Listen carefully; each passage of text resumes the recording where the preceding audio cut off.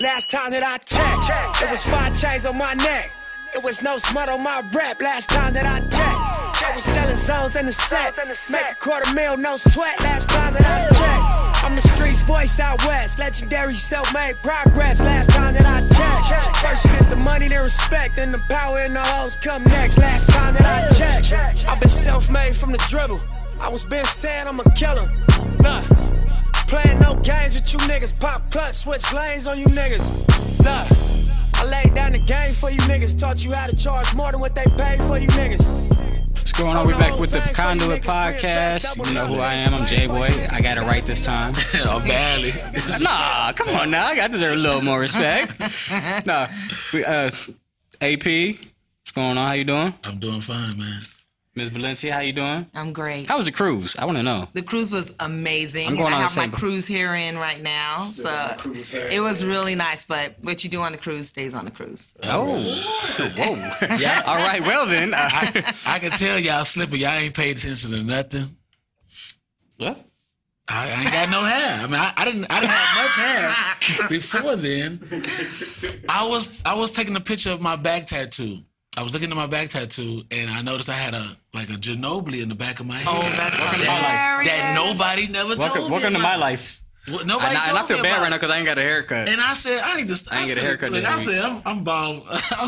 Go bald. Yeah. I ain't had a chance to get a haircut. haircut. Bought some a razor and some clippers, and I said, nah, I ain't doing this to myself no more. I thought I really looked good. Well, you did look good from the front. Told my barber. Told my barber cut it all even. I was having cut it all even. Gotta get that Caesar. Got an edge up. Gotta get that Caesar. Yeah, man. Well, Man. we brought in a very special guest for this one. Definitely for reasons that'll be discussed. We've got Question in the building. How you doing, sir? How y'all doing, man? I appreciate y'all having me. The San Antonio legend. Oh, I'm not a legend, bro. Man, fuck out of here. People put you on list by default. They probably never heard no music from you. They just like that. I don't like that. I hate that. I'm a person who wants to earn something. I'm not a person who I don't. Your resume earned it for you though. It's cool, but I mean, nah, I'm not into all that. But do you think that some of the people that will put him on the list have heard some of his music? I'm talking about people in their 20s right now. Some people have. Yeah, some people haven't. Some of them, but sometimes they just do it because it's you. No, I get it. Yeah. I get it, but I don't like that. Yeah. Like 10 years ago, yeah, put me on the list, but right now, why? Like I'm not. You got one person that'll definitely put you on the list though. Who's that? I'm not gonna name it. Oh, okay. Oh, yeah. We went through that conversation. No, I don't. I mean, I've never really cared about that kind of thing. Like it's just it's cool. I understand why people make lists and they want to be engaging, but man, my goal from the jump was until my name is on the side of a building, I've never accomplished anything. All right. And so that's still the goal. That's still what I'm pushing for. So I don't even concern myself with lists, or if somebody says, "Hey man, I appreciate what you did, or I respect you." I love that, that someone respects it. But some young cats know who I am and some don't, and a lot of them don't. It don't bother me none because it feels like when I came up, there was a lot of people that I respected before me, and I would talk to people my age group and they had no idea who they were. They didn't know that, Lil Sin, or they didn't know about PKO, or they didn't know about like legends in the city, you know what I mean? Yeah. So 13. King 13, yeah, King 13 was my brother, rest you know what I mean? in peace, that was 13 was a person who encouraged me to do all this. He could rap. He was amazing. So, I get it, man. It's just like, you see the debate when they talk about, these new guys saying Tupac's whack or Biggie's whack. You can't expect them to have that same connection to music they didn't grow up around. Right. It's you respect it. I think if you're serious about your craft, you respect it. But I don't think it's being in the time frame, and you probably know this, like if you're connected to a music as a teenager, it's impressionable on you, it leaves an impression on you. You're going to have a deeper connection to it than, say, somebody who discovers it 20 years later. That's true. That's very true. That's why, and I do have youngsters that, they discover me and they're like, oh, shit, you did a song with Lil Wayne, or you did this, or you did that. And I'm like, yeah. And it's cool, but it's... You know who else did a song with Lil Wayne? Shut up. Don't bring that shit up, man. Come on, man. Jesus. How can you get it out? Y'all horrible. So yeah, I've never concerned myself with that whole who's the best or legend. Like, I want to see someone like win on a whole different scale, and until someone does that, I don't. Those lists are just for people to argue about, and that they do. Yeah, I mean, you know, and you're gonna ride for your homies, and if your homie ain't on the list, you're gonna be mad. And if you know someone personally, and they, you think they're a piece of shit, you're gonna be like, they don't deserve it, and they might be dope as hell, but you're gonna hate on them for whatever. So, to me, like, making a dent in the universe, like making an impact beyond some local shit, is way more what it should be about. And that's the problem with a lot of people, is they don't think on those terms. They want to be popular in the club here. They want to be on the car show when it comes every year. Right. No, I did one. That's crazy. Yeah, I mean, I did 3 of them. I did one in 2012 where they had Lil Kiki. Yeah, I did 2002. I'm tripping. I was like 2012. 2002. No way around 2002. Yeah. So that's what I'm saying. Like, yeah, I mean, that's cool, and I'm not taking away from anyone that does that. Like, you got to start somewhere. Right. I just don't see anyone finishing it, and that's what this should be about, finishing it. And there's a lot of guys that are super talented, super dope, have all the creativity in the world, but they don't. That it thing you were talking about, that's the it thing. The it thing is, I'm not stopping no matter what. Yeah. You know? And that's a great segue to what, this discussion, not stopping and finishing. The great Nipsey Hussle, recently was taken away from us, from the world of music. And, that was his whole, speech, was the marathon, that it was a race. It was something to keep on going, and it wasn't done. And you have close ties to Nipsey Hussle. Y'all have a relationship, and it's part of the reason. Well, I mean, that's why you're here today. Yeah. So it's weird, man. I met Nipsey when he was 20 years old. So I met him before he was just a baby, man. Honestly, I'm older than him. So when we met, I was kind of like his big brother. And then over time, he became my big brother, you know what I mean? And Nipsey at 20 years old, like, we signed our record deals together, went and celebrated. I'll never forget, like, we got into a cab and he said, "Man, you hungry?" And I said, "Yeah." I didn't really know him that well. I'd gone out to LA one time to meet him before and then talked to him on the phone a few times. But we didn't have a working relationship. We didn't really have a relationship. We just was under the same management, signed to the same record label. And he said, "Man, let's go get something to eat." It was like 4 o'clock in the morning. I was like, "Where you want to eat at?" He's like, "Bro, it's only my second time in New York. I don't even know where to go." We asked the cab driver, and the cab driver said, "Man, let's go to this spot called the Cafeteria. It's dope. You'll like it." And it's funny because every time I go back to New York, I always go eat there because of that. But I sat down with Nipsey 4 o'clock in the morning until like 8 a.m. We just sat there and just talked. And I got a whole different perspective of who he was. Like, I had that same mentality that a lot of people had about him, like, oh, this is a rolling 60 from L.A., he's just on that gangbanging shit. And I left that conversation just blown away by him because at 20, he told me, "Man, Q, my whole goal is to rebuild my neighborhood. That's the only reason I'm doing this." He wasn't doing it just because he wanted to be rich or famous. He wanted a way to change everything. Like, his parents came from Ethiopia, and he told me the whole story about his dad and his mom fled. I think it was his dad actually fled because it was a war zone. Had an older brother that they lost contact with, came to America. He grew up. He basically his family traded one war zone for another. So from that was always his things. Like, my family, my bloodline has only known war. And he was all about changing that. But he also knew, it was the one thing that he said to me was crazy. He was like, if you're a preacher and you just preach, most people's gonna fall on deaf ears. He's like, so the way to get people is to have them identify with you and have some kind of connection to you. And he's like, I'm a gang member, but I'm not a gang member just on the sense of just being a gang member. It's, originally Crip was Community Restoration in Progress. Mm-hmm. So he abided by that. That's what he lived by. And he kept telling me this. He told me straight up that night, he's like, "Question, gangbanging is bullshit." He says bullshit. But I was born into it. I had to live that life. I had no choice. You either lay down, you got down or lay down, you know what I mean? So Nipsey was at 20 just had that kind of foresight. You know what I mean? He saw what he wanted to do. He knew how he wanted to do it. And we both were on the label, and then we got real close, and we started working on music. And, I mean, it's funny. There's probably 5-6 songs in the ethos that exist, like on one of my albums and a couple of his mixtapes. But I probably have 20 songs with Nipsey that I've never put out. I mean, we did a lot of shit together. We did K-Slay together and freestyled. And I feel that's when I earned his respect, because he wasn't a freestyle kind of person, and I was. I came from that background, and I freestyled, and we hit it off even more. And then I remember the label took us to Mr. Child's, and we ate. And it was funny. His homeboy Cuzzy Capone was with him, and his dude Steve Lobel was like kind of helping manage him. There's a guy that like discovered Bone Thugs and brought them to Eazy-E. So we all at the table, and Fat Matt from the Empire was there, and of course our manager Johnny Shipes. And I remember Cuzzy Capone tells Nipsey, "Hey fam, that's Beyonce over there." And we looked over, and sure enough, it was Beyonce. So Nipsey kind of starstruck. I'm kind of starstruck. And then all of a sudden, somebody says, "Yo, that's Jay-Z." And I remember Nipsey said, "God damn, that's Jay-Z." And he lost his mind, bro. He was like starstruck to another degree. And I was starstruck. And he had this little tiny, like, looked like a little Jewish dude sitting with him. And Fat Matt tells us that's his bodyguard.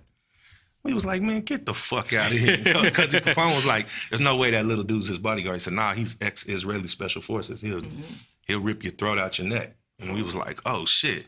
So I remember Nipsey was like, "Man, I gotta meet him. And Steve Lobel was like, "Man, I know them. I'll get him to come over and say hi to y'all." So he just came over, shook our hand, and I was starstruck, but I didn't say shit. I was just kind of like, "Damn." Did you wash your hand after that? Yeah, I did.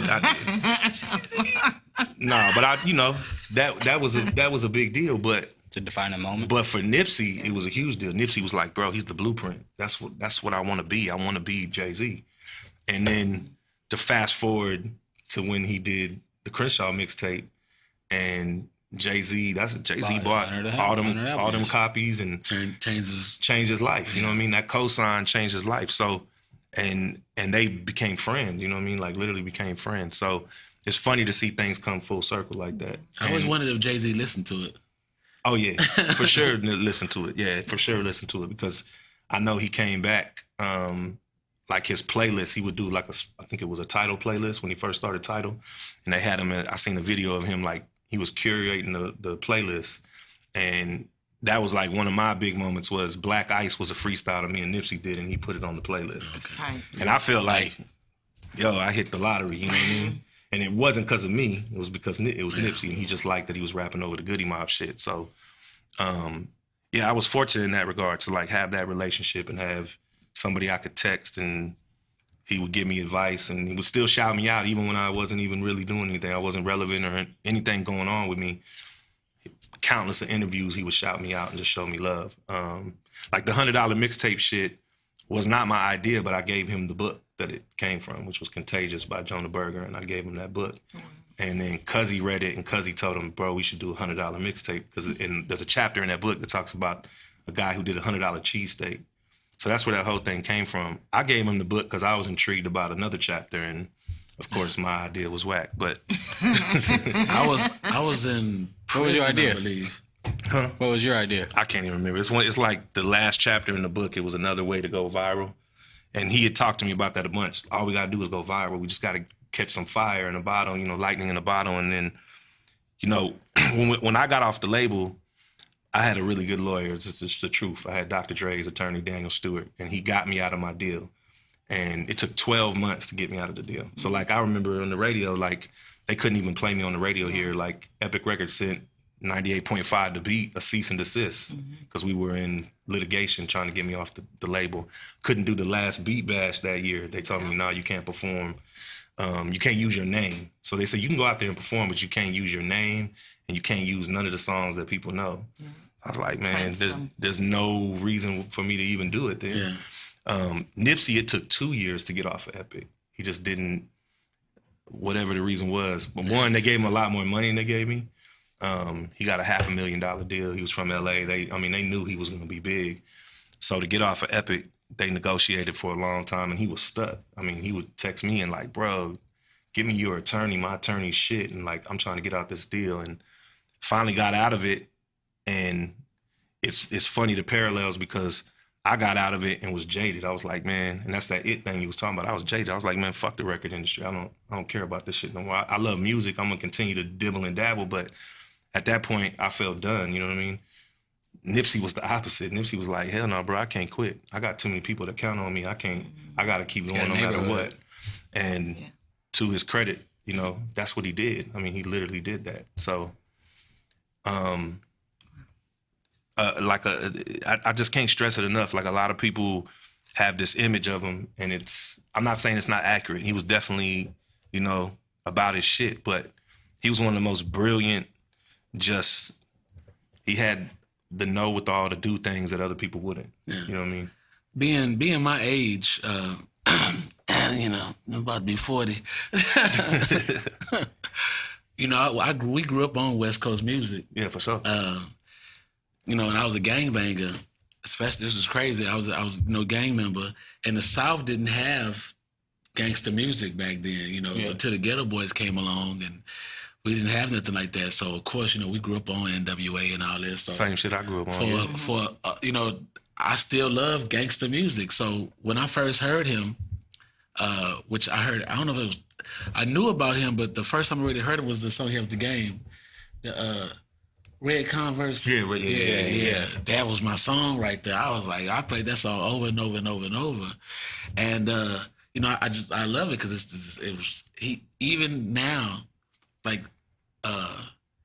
Victory Lap is like a old West Coast style, you know what I'm saying, with a new age feel, you know what I'm saying. He didn't go away and go into some new wave stuff like a lot of people are doing.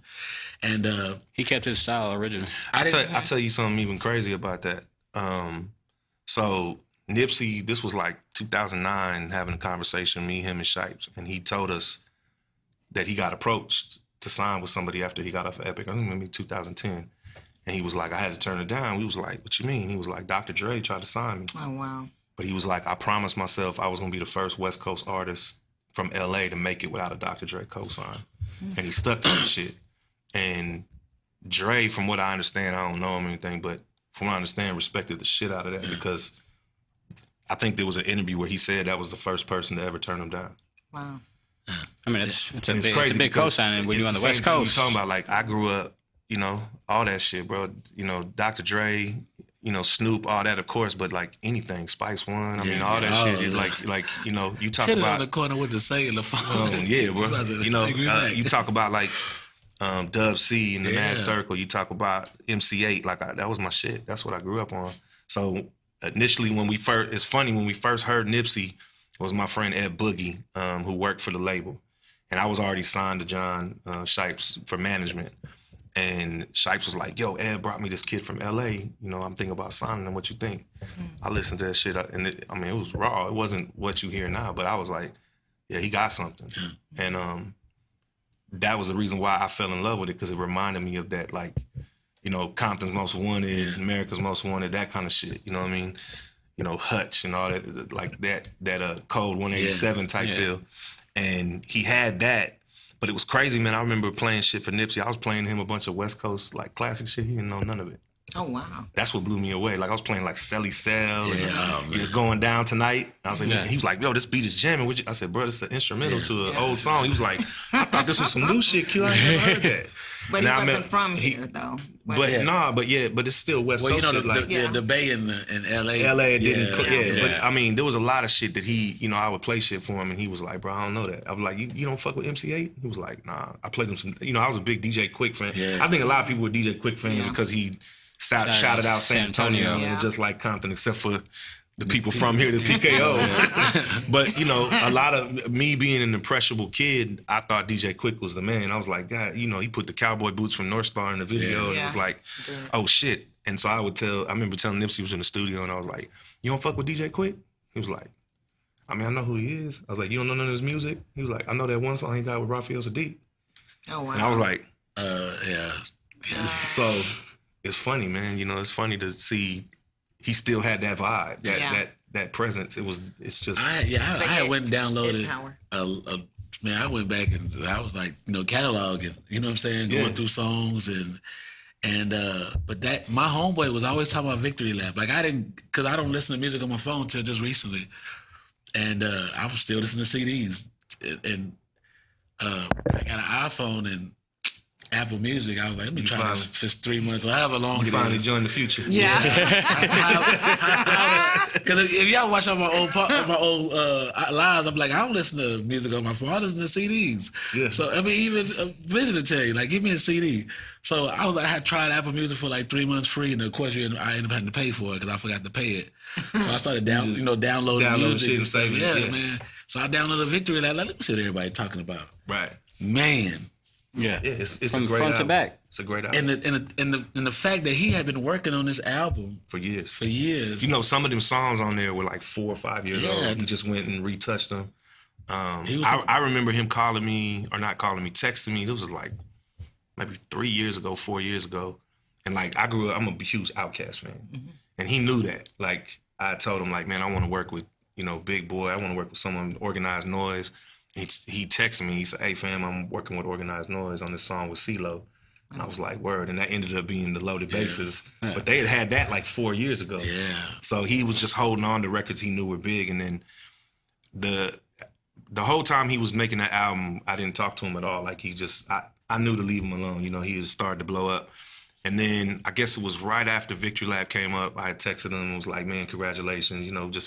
And that's the thing about Nip. He didn't treat me no different, bro. He was a star at that point. He was like, "Man, what's up with you? What you doing? What you getting into? Man, when you come into LA, come fuck with me." I mean, it was always that. Always that. And I texted with him a Thursday ago. You know what I mean? Like, just told him what I had going on. I played some of Vision's music for him. He told me to send it to his road manager. So, yeah, I fuck with it. I told him I was building a new studio because I had seen the one he built. And I was like, "Man, I'm trying to be like you, joking around." Kind of showed him what was going on, and the last text he sent me was, "Shit, I might need to come check that out." And for me, that was big because he had never talked about coming to fuck with me. The only time he came here to shoot that Kawhi Leonard commercial. Yeah. And I texted him, I said, "Man, you in my city?" He said, "Yeah, bro, but I'm in and out. I'm gonna be here overnight just filming, and I'm heading out." He was like, "I wanted to get with you, but I wasn't gonna be here." And then I was like, "Fuck, man, that sucks," So never got to make that final connection with him, but we was always good. Like, it's just my brother. And it's weird because everybody's been hitting me and like, they love him and admire him as a celebrity or the mogul or whatever. And as much as I'm proud of him for that, it's just like, JBoi, Shaw, D-Town, those are my friends. If something happened to him and that's how it feels, it's just my friend. Like, I lost my friend. And, we weren't as close as we were in the beginning because, of course, his career took off. But, like I said, the first video I ever shot was in front of Sloss and T's where they killed him at. Like, that was my first introduction, and got to be around 100 rolling 60 Crips and was like, "Oh shit, this is some real shit." You know what I mean? Like, and to come full circle and then to have him murdered where he started is just sad to me, bro. It kills me. It's almost like it was like the foreshadowing him and calling his last album Victory Lap. It ending where it started. Yeah, I mean, I'm sure there's a lot to that. I can't even really, everyone's hit me with like conspiracy theories and all this shit. How do you feel about those conspiracy theories? I can't even think about them, bro. I just can't. Yeah. Like, that's the truth. I can't. I mean, there might be something to it. I don't know, bro. I don't know. I know that he was doing some very, very powerful things in that community. Like, it was big when you got like the actual, like the police chief of LAPD. Like, you could see the hurt in his eyes. Like, I mean, it's crazy. And it's crazy because I hope like hell is genuine. But I lived in LA for 5 years, and the LAPD is they're bullshit. So it's corrupt, right? Yeah, they're corrupt, and so I thought in law enforcement history. Yeah, I don't. I hope that was genuine, but like, Nip was cool with like Don Peebles. You know who Don Peebles is? Yeah. So Don Peebles is one of the richest black men in the world. He's worth $5 billion, one of the biggest real estate investors in the world. Nipsey met him at a basketball game and told me, "Yo, I met this dude that wants to like help me rebuild the hood," and like helped him open up that STEM center, helped him, get with investment funds. Nipsey would always because he knew I did all the Apple shit and had an IT background, he'd always ask tech questions. So when we talked, I never really had music conversations with him. It just wasn't like that. It was more like, "What book are you reading right now?" because he knew I read. Back then, he would always ask me, "What you reading?" And I read a lot of books. So I'd say, "Man, I'm reading this right now. Oh, I've read that one." Or, "Yo, send me the link to that. Tell me who it is. Tell me what's about." Text. He would ask tech questions. "Yo, man, like, what you think of this? What you think of, AR, VR?" Like, we never had conversations about music. It was, other than being in the studio and say, "Hey, you want to work on something?" But the last couple of years, it was always just like homie shit. It was just like I said, man, brothers. You know what I mean? So it's different for me. Like all that conspiracy shit and I get it, man. People want an explanation. People want a reason behind why somebody would do something. Right. And other than there's just some fucked up people in this world. Yeah. But I'm not going to get into that because I can't. It's too emotional for me to think that. I just think it's fucking crazy that lawyer picked up the case and could have tried. Yeah, Chris Darden picking up the case is some weird shit. It's just all of it's weird, bro. He clout chasing. When was the last time we heard about Chris Darden? Was OJ. I mean, he's clout chasing for sure. He hadn't. It ain't pro bono though. I don't know. I didn't even look into it, but Chris Darden, I know he wrote a book and it's about to come out, so. That may be publicity kind of thing. Whatever, man. I just that kind of shit I can't even think about, man, because it's different from you because it's just a different. personal. It's just different, man. It's personal. Like right now, I'm trying to not cry because it's just I'm sad. I'm really sad. I'm just sad that it happened, and like especially to him, not just because he was my friend, and that has a lot to do with it, but. I know what Nipsey was about. Yeah. And I know what he was trying to do. And my hope is that enough people will see that and say, man, I can do that too. Right. Well, that's what I told my wife. I said, I hope that all these people that are posting about it are really, that are saying they motivated, are actually motivated to do something because, I was doing my thing in a similar way. And that's why I could relate to what he was saying because, it was really, he was really motivating. The things that he was saying, in his lyrics, and I'm like listening to it, I'm like, this is like my life. You know what I'm saying? Like he's rapping about my life. Like he's rapping about the things that I do.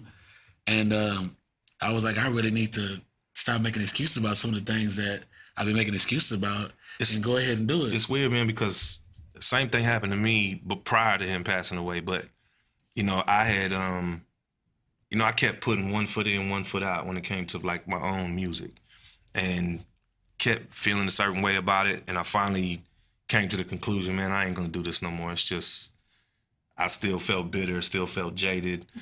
It kept eating at me. And I knew a lot of people and I had tons of connections and I got some great stories and all those things that I'm proud of all those accomplishments. But at the same time, like, there's still something in the pit of my stomach that would tell me like, what you doing this for? Like, and I had a good job. I was doing IT shit and, that was my focus. And then, it's crazy, man. My homeboy from LA, who I was telling Shad about him, he works for Floyd Mayweather, runs his entertainment company. He was my original manager. Out of the blue, man, like this was, I guess, November? I think it was November. He just calls me and he was like, Q, man, why aren't you managing?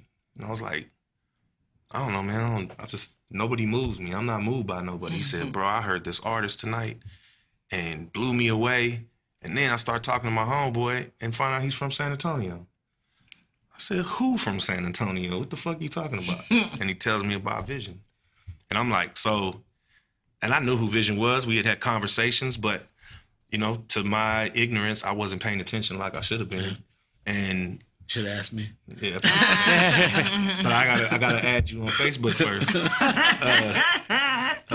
Blocked. And so like that kind of started this thing, like, and I told him, well, bro, I don't know about managing. I'll help you since he's from San Antonio. And then Brent kind of flipped the script on me. He was like, nah, bro, I want you to manage and I'm going to mentor you and be your partner on this. That's tight.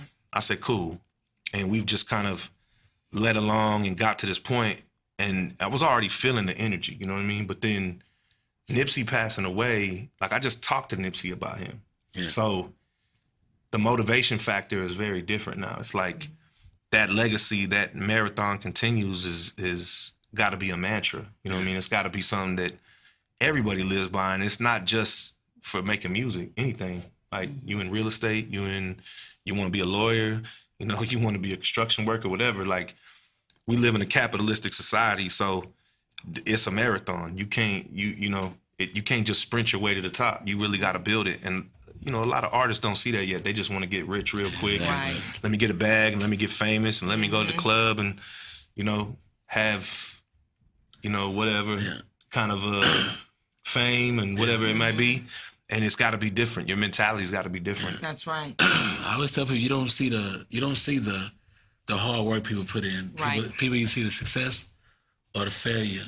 Mm-hmm. And for the people who, I mean, you take just Jay-Z or even Nipsey as a good example.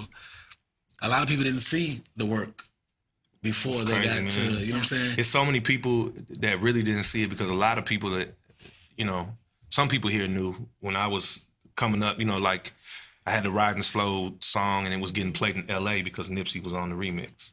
So some people here knew about it, but outside of here, I don't think people realized the history and how far back he went and how hard I mean, before he signed with Cinematic, he was doing shit. Like in LA, like 2004, he was like 16, 17, he was putting out Slossin' Boy, you know, mixtapes. They were doing all that shit. Him and Cuzzy and all of them were doing that, you know, prior to 2005, they were doing that. They were in high school doing that shit. So he put in so much work.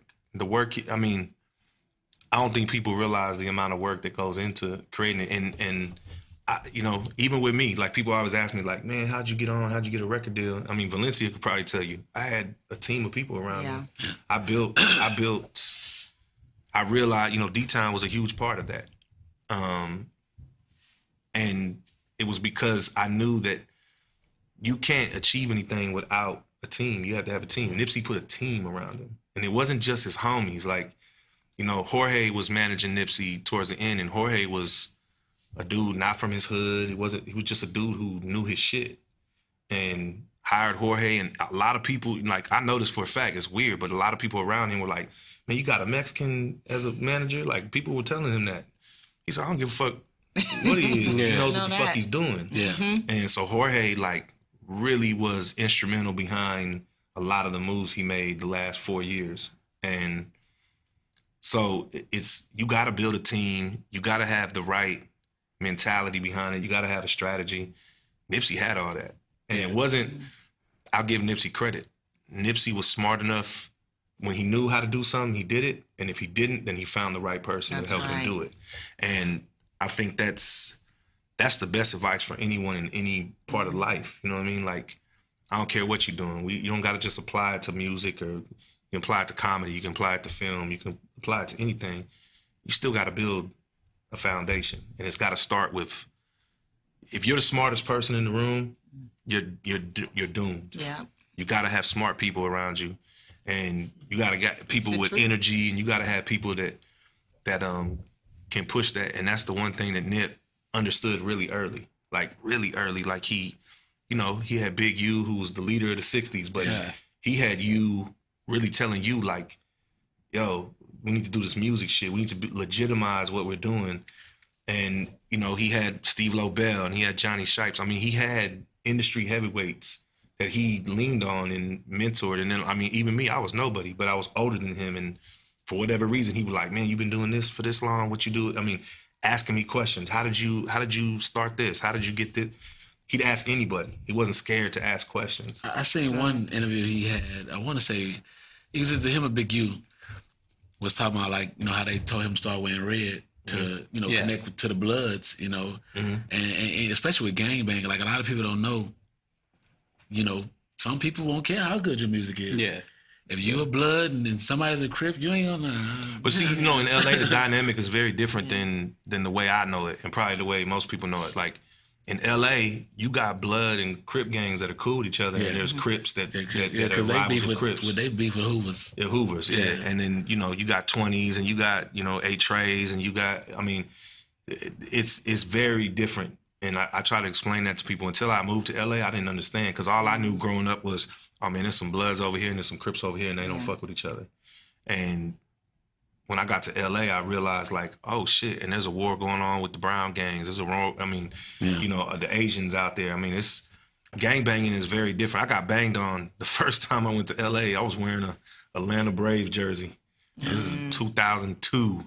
And I was like, I'll never forget, bro. I've never been, and I ain't scared to say it.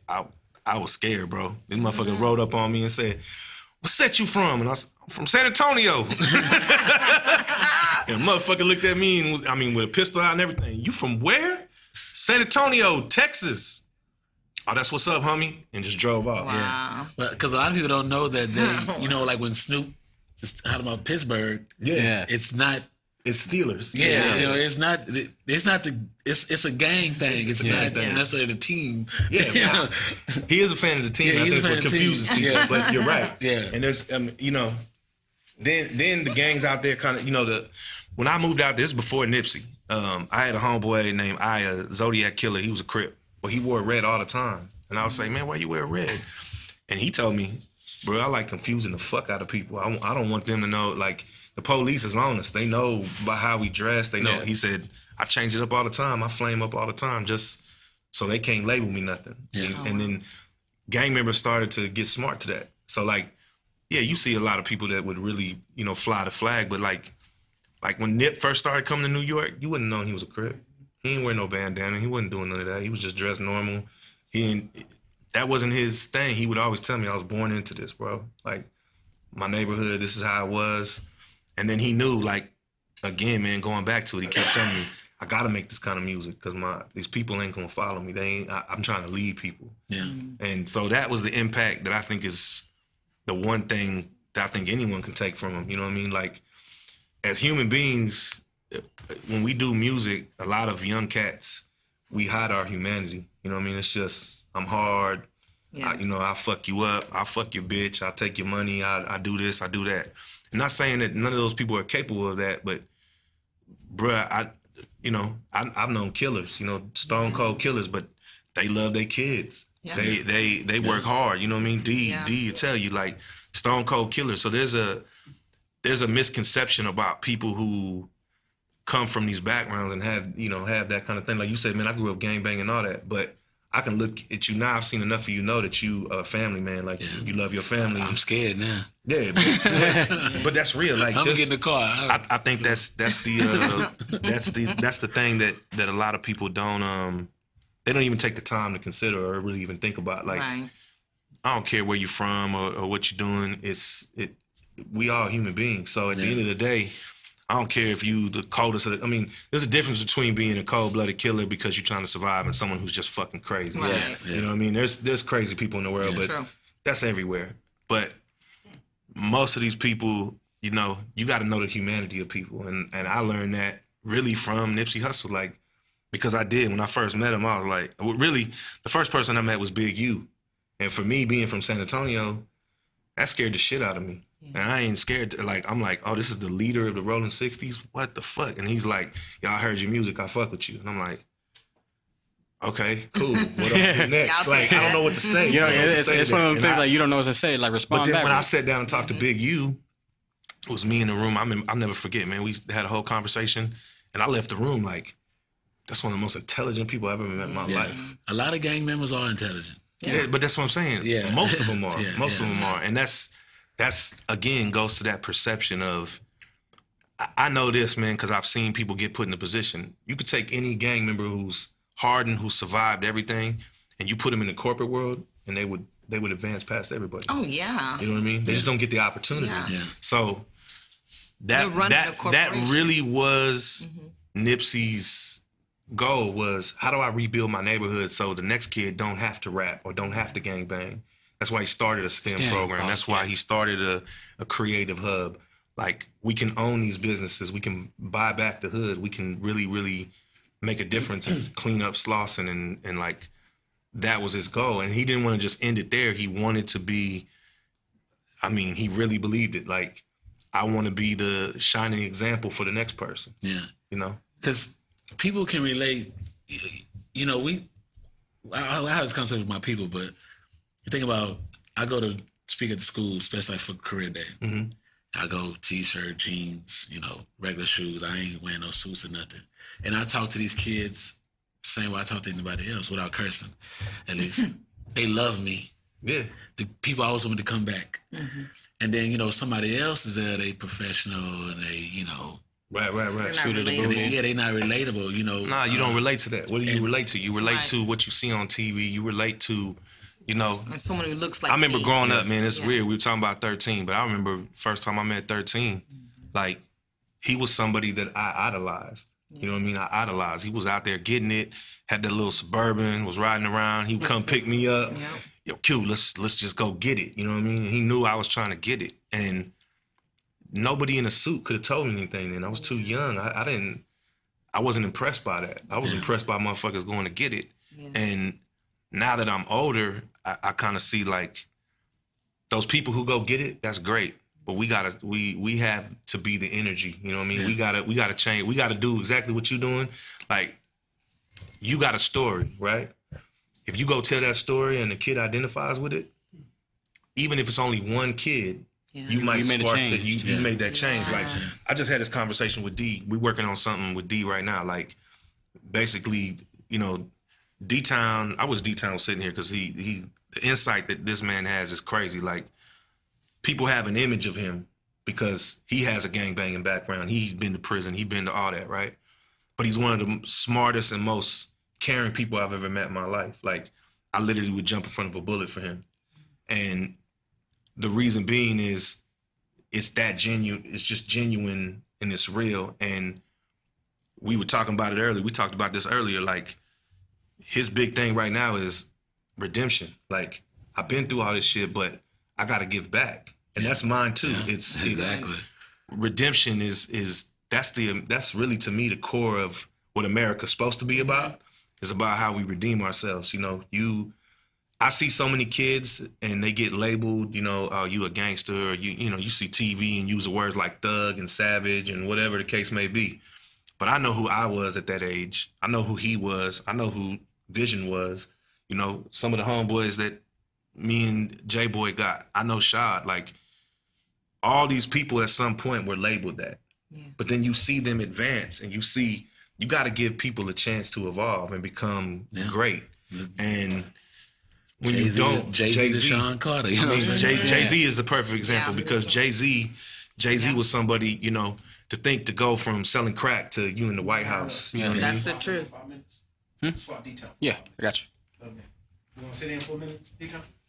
Go ahead. I didn't mean to cut you I off. might swap with him. Shit. Go ahead. Cut you off because he might have some insight on some of these. When we get down to give us a wrap up. We got time. Okay. Keep flowing. Go ahead where you was at though. I ain't mean to cut you off. Jay-Z was in the White House. Jay-Z was in the White House. Yeah. But like to think, you know, I mean, any of the stuff we look at, I know from where I came from, like you look at the lower class and what's supposed to be the middle class, and they use that, right? And I've said this analogy before. Lower class. There's very much that separates the middle class and the lower class, right? But they have those two entities at war with each other. Like the middle class just wants to know they have a little more than the lower, supposed lower class, right? And those people who are just everyday people, we all trying to survive in a system that's not set up for us to win at all. You know what I mean? Even if you're, you know, you make $100,000 a year. I mean, people think that's good money. It's really not. Like, you know, at the end of the day, you know, that ain't shit. Right. You can't set up a legacy. You know what I mean? You can't really do what you got to do. So the mentality has to be like changing the I guess the perception that if you come from those environments, you have to. It's not stay in those environments, but you have to keep that environment the same. It's how do we rebuild what it is? How do we change it? How do we change the narrative about people who are trying to survive? And that's hard to do for, you know, a lot of people that have never been in those situations. They don't even know how to comprehend it. Yeah. Even someone who's so quote unquote middle class doesn't know how to comprehend someone right down the street that has a different situation. It doesn't make sense to them. It's like Chinese arithmetic. We have to change those narratives and have those discussions. And music has always been a good bridge for that. You know what I mean? Like music, because you have, you know, think about this. You have a lot of white kids who got into hip hop. Yeah. But because of that, they got into it and they got introduced to things they would have never been introduced to. That's not really the case as much now, but I remember coming up listening to like Public Enemy, and I started hearing names like Marcus Garvey and Eldridge Cleaver, and like I was young, I was impressionable, but I loved the culture so much. I ran to the library and I remember reading Soul on Ice by Eldridge Cleaver, about the Black Panthers, the whole nine. And everyone told me, you're not allowed to read that. I had people tell me that. Like, you have no business reading that. A librarian told me that. Oh, wow. But it was in the library. And I'm like, Wait a minute. yeah, but how am I ever going to know any of this shit? How am I ever going to have a connection to what I love if I don't understand it beyond just music? And that's, to me, what's missing from music right now, is that you don't have, we're not really talking about the history and those things. Like you said, people don't look back and say, you know, some people might know who I am, but they've never listened to my music. Right. And I'm not saying all my music is great, but I got a few songs that I feel like if somebody listened to could make an impact. You know, you talk about Pac has some songs that could change the world, but you got 21-year-olds that are never going to listen to it because it's old. It's antique to them. Yeah. Still sounds good to me. Still sounds good to me. But I'll let D talk on that, because me and D had a whole 2-hour conversation about this shit today. Yeah, man. We just basically talking about, you know, we got to change the structure, man. You know what I mean? The whole structure, how we learning and how we teaching. Like, you know, we, like y'all said before, we followed somebody and somebody's following us, and we really got to set the standards, man. You know what I'm saying? We got to do better. Not only just do better for ourselves, but do better for those around us, man. Yeah. You know what I mean? It's that you know, a spark. Like, and that's the one thing I take from Nipsey going, you know, is hopefully this can be the spark. Yeah. And I know personally it's the spark for me. So if there's 100 other people that it sparks, to me, that's a movement. Yeah, me too. And, it is. Yeah, and like for me, because I was already doing it, and when he passed away, you know, it was like the marathon continues. Yeah, you know, we got to keep this going, because same thing that y'all is saying. Yeah. I've been preaching for years. Like, but you have. People even though you say I don't follow you on Facebook, I follow you. People say, why do you do what you do? And I say, well, because I call so much destruction in my community that I want to change it. You know what I'm saying? I want to change the narrative. What'd you just say to that? Guess what? Like what you saying, man, it's crazy that you said that, man, because I no longer want to be a part of the problem. You know what I mean?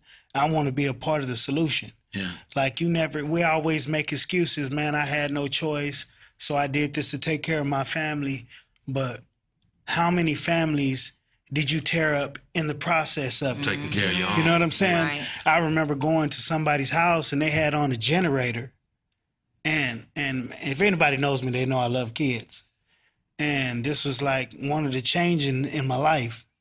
They had a generator on, man, and the kids' hair all over the place. And, man, they hadn't been bathed, man, and the dude was trying to score. And, man, I went in there and I went off, man. I'm like, man, you trying to score, man. You ain't even got the lights on or nothing up in here, man. Say, y'all get dressed, man. Y'all finna go with me. And he ain't gonna say nothing because he's scared of me. Man, you say, look here, man. Everybody put their clothes on. Get your stuff together, man. Y'all finna go with me. I take them to my house. My wife at the time, we give them a bath. I take them to go get a haircut, take them to get something to eat. I come back, I tell everybody in the hood, say, anybody serve them, we're gonna have a problem. You know what I'm saying? We're going to have a problem. So I just blackballed him. Yeah. You know what I mean?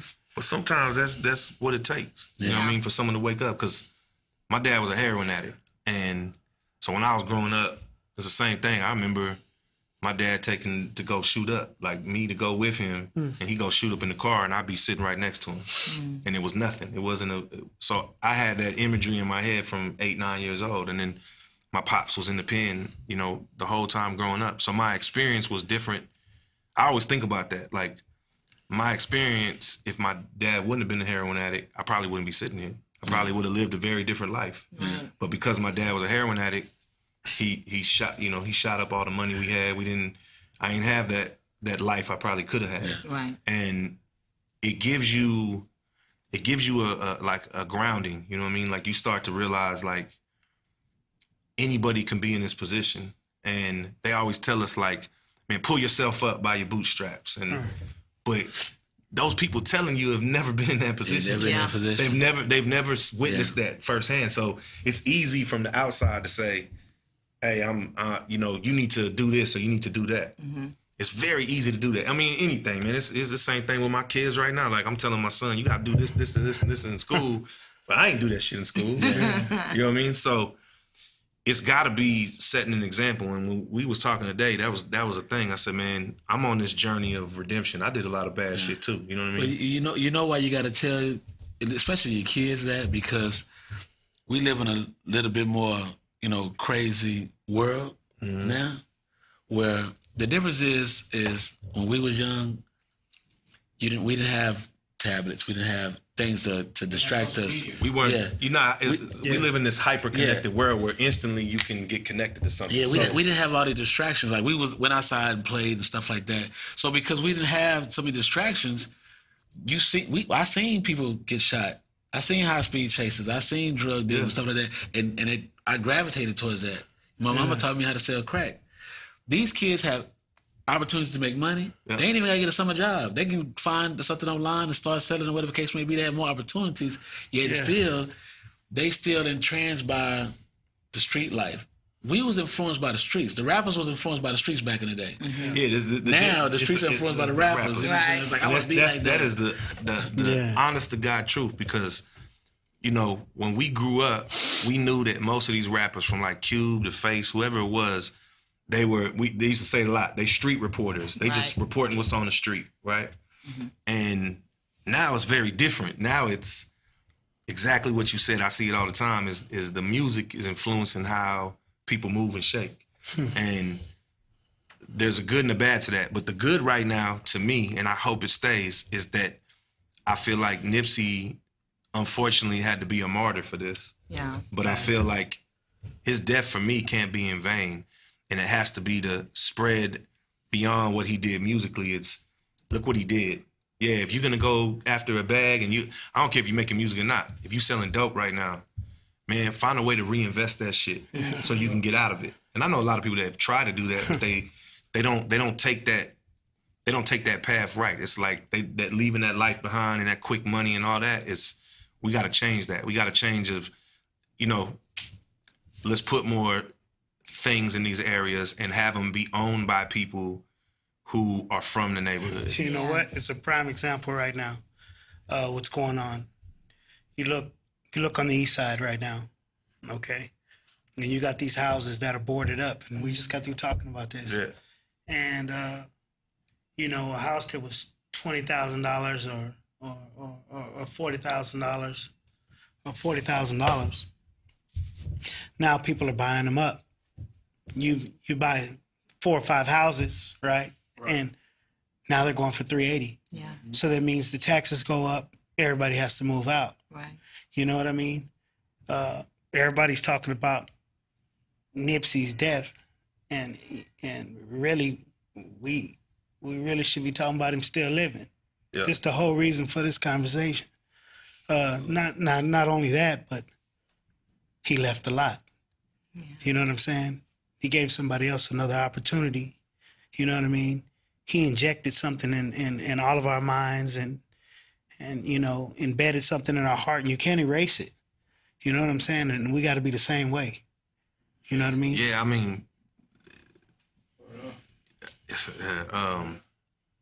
mean, for me, like, that's exactly what it has to be. Yeah. You know what I mean? Like, I feel this heavy burden just because I knew the brother and, like, I really loved the dude. Like, we just were friends. And for me, like, that's what I told D today, man, was like, we have to really continue that marathon. Everybody does. Because if we don't, if I don't, anybody in this room don't, it's like, it's just another person who lost their life for nothing. You know what I mean? And I can't accept that Nipsey lost his life for nothing. I just can't. It don't sit right with my soul. So it has to be, how do we can keep saying that. We all have kind of said it, but it's more about, okay, doing. You know what I mean? Instead of talking about it. There's a lot of talking going on right now. Mm-hmm. I want to see people doing. And doing is, getting out there and pushing in every way you can. And like, even the stuff I've been telling Vision, you know, Vision's younger. He knows this generation, and we have conversations, and I realize how smart this generation is, though. Yeah. You know what I mean? They're I would say smarter than we were, because they have the internet. They can look up information instantly, right? Way smarter. And so when you have that kind of intelligence, all it takes is a little spark. And some of us, you know, all of us got a little gray in our beard. So, you know. Speak for yourself. Except for Valencia. Thanks, Miss Claro. Valencia still looks 25. I'll take that. Thank you. So Black don't crack. I was about to say the same thing.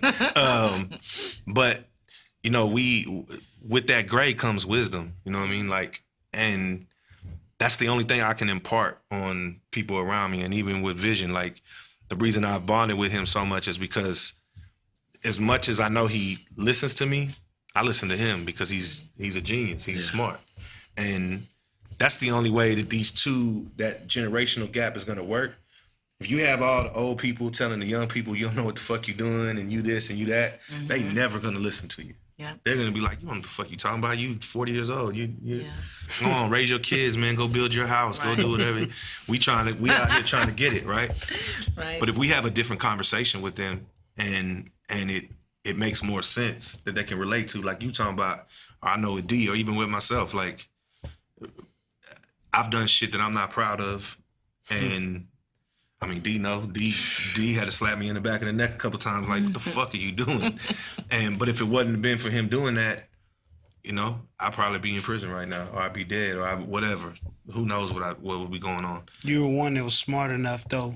Yeah, that you know, you have some people that learn from other people's mistakes. I learned from yours, and I've made a lot. You know what I'm saying? Yeah. I learned from him because I'm not proud of none of that, but like, that's what we've been talking about. You know what I mean? There's a whole bunch of people, man, that you know me, you know what I'm saying? A whole bunch of people would label me as a monster. You know what I'm saying? But I'm not a monster. You know what I'm saying? So I mean, I've heard this. I've heard the stories, like, but I mean, times that I've been around you, I can tell you the family. What I tell people all the time. Yourself with, they gonna be good. Yeah. Well, I tell you this about D, and D knows this, but I tell everybody this. If D-Town love you, he love you. If D-Town don't fuck with you, get the fuck away from him. Because but in that perception of it, as much as that's true, like, I know the man's soul. And like he said, there's a lot of people, when I tell people, like, man, D-Town's my brother, they're like, damn, you ain't scared, or you ain't this, or you ain't that. I was like, nah, that's my brother. You know what I mean? Like, and he's not what y'all think he is. I like what you said earlier when you said you got to separate a person's situation, and then you got to try to find that humanity. Yeah. That's and what's crazy is if anybody who has a perception of what D is, and then they get to know him, they don't know him. The perception changes, because he's probably one of the funniest people I ever met. And I think it's the same thing with, like, AP. Like, so he don't know this, but when I was coming up, you know, I would be at Ali's crib. You know, I fucked with Dirty Red. I fucked with a lot of people, and I would always hear your name. That's my guy. I always hear his name. But you had a reputation. You know what I'm saying? Like, a reputation that preceded you. The Perrys. Well, yeah. I was in prison. I was out there making a name for myself. Yeah. But to see you come full circle, and, like, I've watched you, man, the comedy thing and doing all that, and it, like, that shit touches me, because I'm like, this is somebody who came from that, and it's, you still are what you are, right? Yeah. I mean, you can't take it. You can't take that away. Yeah. But at the same time, you evolve. You know what I mean? And it's the same thing. Like, I mean, even seeing, like, Valencia, the way you started in radio. I remember you before radio. Yeah. You know what I mean? And you were trying to cut your teeth in certain areas, and then you hit the radio and just impacted it in a huge way. You know what I mean? And so you see the evolution of people, and then to see what you become now, and to see, like, I love that. I personally love that. Like, even Shad, I mean, I've known Shad for a long time. I love seeing the personal evolution of people, because in the end of the day, I believe in people. You know what I mean? You got to believe in people until you can't. If somebody gives you a reason not to believe in them, then, you know, people are what they are. But like, you know, the things we're working on right now, like, and a lot of it has to do with Nipsey. We talked about it. We were talking about, like, I've seen people slander my friend's name and, you know, just call him a gangbanger or call him whatever, a drug dealer. And, man, Nipsey was way more than that. Way more. And so we talked about D, and I said, man, this whole thing's about redemption. And so we working on a little film with D-Town just so he could tell his story, kind of the same thing you do with kids, but tell his story and then talk about how he's trying to redeem himself and trying to, you know, change the narrative, not only about himself, but just as a man who's been to prison or a man who has gang affiliations or whatever the case may be. Change that mentality and that narrative. And when you control the narrative, it gets closer to the truth. If you let someone else tell your story, they're going to tell it differently. Or the, working on that now? yeah, or the perception of how the hood should be. Right. You know what I mean? A lot of people get that misconstrued too. You know what I mean? It doesn't Well, have to necessarily I tell people all the be time, like that. man, like, you know, my ties to different hoods, the best people I've ever met are from, quote unquote, the worst neighborhoods. Right. Like somebody's mama or somebody's auntie treated me and loved me better than my own daddy did. You know what I mean? Yeah. And like, we had this conversation on Facebook, and one of the things that bothers me, it really, really bothers me, I always see like people talk about like black fathers not being around. And I know I have a lot of African-American friends, and I don't know one that's not in their kid's life. Right. I don't know one. I couldn't name one. I tried. I went through the list. I was like, damn, I don't know one. I'm glad you said and that. the only person that I would know that maybe is not involved, it's the circumstances, like, you know, they're going through something legally with their baby mama or whatever. But this idea that men don't love their children is the stupidest and dumbest misconception. That's the media. A lot of that is the media. But it's, you know, you can go into systemic, you can go into, it's something deeper than that. Right. But like, that's the thing about Nip. One of the things I bonded over with Nip with very early on, we were talking about our kids. And at the time, like when I met him, my son, who's 13 now, wasn't even born yet. Like he was, you know, his mama was like 6 months pregnant when I met Nipsey. Wow. And I have an older son. My oldest son, who's 21, he's not biologically mine. I didn't find out till he was 3 years old that he wasn't mine. But I stayed in his life, and he's my son, you know what I mean? And that's his nephew, you know what I mean? But Nipsey had the same situation. Nipsey told me, a girl put a baby on me when I was 17, but, you know, once I found out, I stayed involved because that was my child. So that's one of the things that we bonded on very early. And Nipsey's children meant the world to him. Nipsey's nephews and nieces meant the world to him. And those are those things that we don't really highlight. We don't talk about that shit. And we should. We should be saying, man, look at these people. See the humanity in people. Right. I don't give a fuck where they from, who they are. You got to see the humanity in people.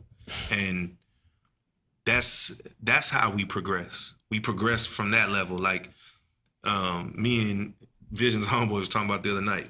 One of the things that pisses me off is when people say, I don't see color or I'm colorblind. And to me, that's the dumbest shit I've ever heard in my life, because I want you to see my color. I want you to see my ethnicity. I want you to see my culture, and I want to see yours. And if I don't know anything about it, I want to embrace it. I want to know who you are. Like, that's how you build a bridge. You don't build a bridge by saying, real talk, we all the same color, and like, nah, we all different. That's not true. We all bleed. And that's what makes we us all beautiful, bleed, though. and like, and that's what makes us beautiful, and that's what makes us unique, and that's what makes us human. So it's the same thing with Nip. You know what I mean? It's the same thing with Nip. Is I'm not going to talk too much about it. Like, I wasn't even sure if I wanted to do this, because I thought I was going to. When JBoi asked me, I was like, man, I don't know, man. I might get on here and start balling. And I said that before you came. I'm trying hard not to. We appreciate you coming. Yeah, we do appreciate but I had to, because I felt like if I didn't, you know, I wanted to talk about it, because I've seen a lot of people here talk about it. And it's cool, man. I love that people love Nipsey, but I just knew him on a different level. Right. And he meant the world to me. And that's the one thing that I can take from all this is somebody took his life way too early. And so, like he said, I can't treat it like he's dead. I got to treat it like he's still here in spirit. That's right. And run with it. You know what I mean? He is. Well, we have to wrap up, but I want to thank you for coming by. I know this was a tough conversation, but it was a good conversation. It is a good tough. conversation. I'll probably go cry in the car. No, well, that's okay.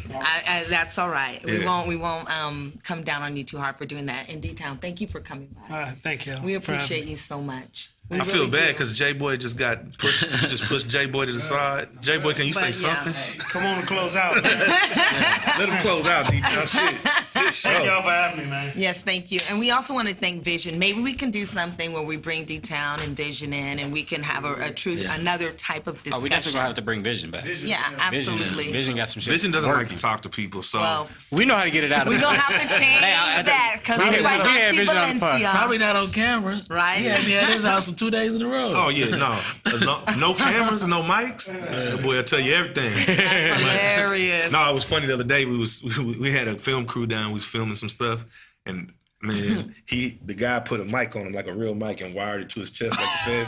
And he kept pulling up his shirt, and I kept trying to take a picture, and he was like, "No, you are not getting me, man. You ain't gonna make it look like." He said, "Nah, Q, nope." He said, "Nope, that ain't going on no social media." That is so funny. Well, that was another great podcast. Wouldn't you agree, guys? Of course. Well, I appreciate y'all inviting me, man. Like I said, it's difficult to talk about, but it's necessary. And I'm glad we were able to get the story up out of you. 100%. There's so many more stories too, bro. Yeah. It's crazy, man. Well, we're gonna bring you back. Yeah, there's so many stories about Nipsey. I mean, it's crazy. On the way over here, we were telling Pimp C's story because he was real close to Pimp, and I was in the same hotel when Pimp died, and like, it's just crazy to see that kind of. With Nip. We were me, Pimp, and Nipsey. I called him, him and my boy who passed on, and told him, I said, man, we had a studio in LA, we waiting on Pimp C, and he was like, Pimp, and then remember Rocky was more excited than D because D knew him, but Rocky was like, y'all recording with Pimp? I said, yeah, me, Nipsey, and Pimp C supposed to do a song. And the song actually was a song that Gucci Mane got on, but it was going to be Pimp on That Boy Bad. He didn't show up to the studio, and then, Nipsey bounced out. Nipsey was like, shit, I'm not waiting on him. I waited because I'm from Texas, so I was like, I'm waiting. He never showed up, and I knew he was staying in my hotel. Went back to my hotel, and the next morning woke up, and then there was like police and all kind of people there, and somebody said, oh yeah, a rock star died last night. And I was like, a rock star?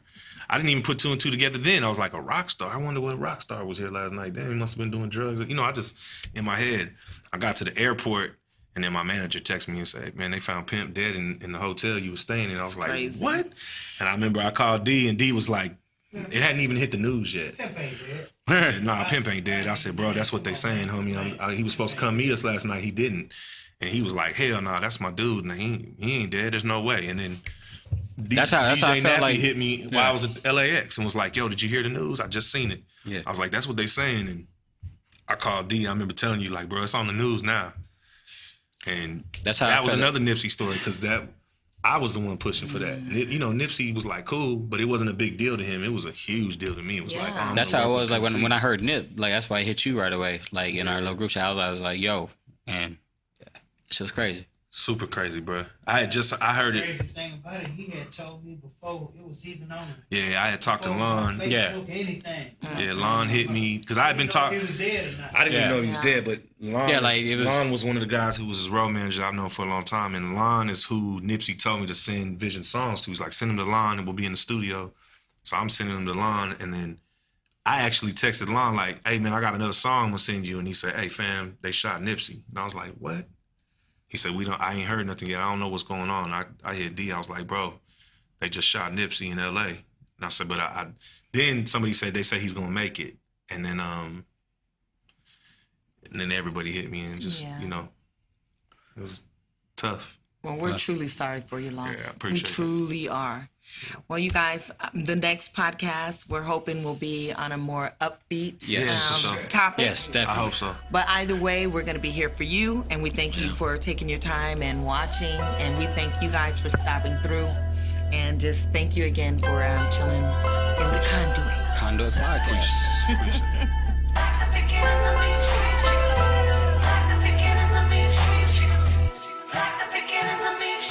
I'm prolific, so gifted.